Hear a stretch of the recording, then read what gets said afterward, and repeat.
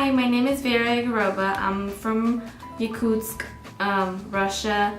I came here to study political science because I want to be a lawyer in the future. I'm a junior at San Jose State.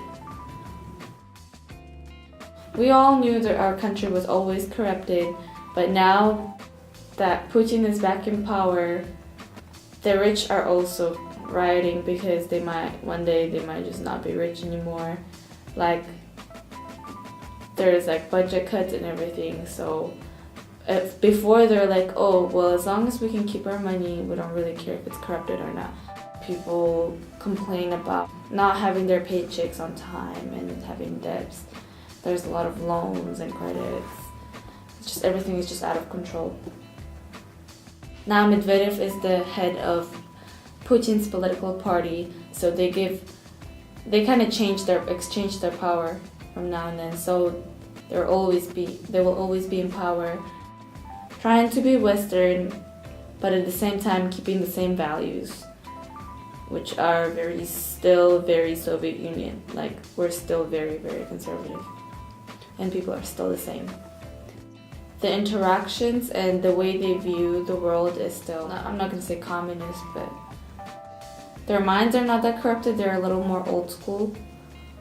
It's most believed that women are supposed to stay at home, do the chores, and raise children, and they don't usually have a voice in their household. So the men are always the kings of the household, so whatever they say is how it's going to be. I believe that Obama is actually going to win, because I'm pretty sure Mitt Romney is not, because of his qualities, he's not going to live up to what the United States citizens want their president to be. The system is created in the way that there are opportunities to be heard.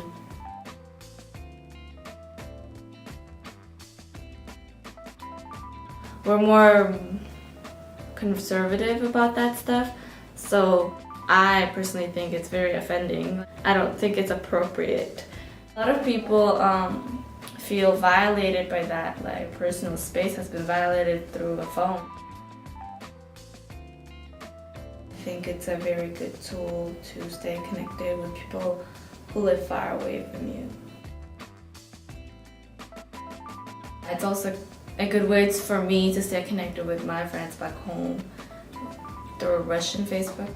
Social networking is a very big thing now. Everybody's like, oh, did you see my status? Or did you see what he said? Or what he commented on my page? He liked my picture. Like, it's really a big deal for some reason. I started using Twitter like 2 months ago. Before that, I refused to do it because I thought it was stupid. If you use it in the right way, it should be very helpful. They use Twitter just like every American. It's kind of like a conversation with yourself. They put out their thoughts and then someone just comments on it and kind of jumps in your conversation.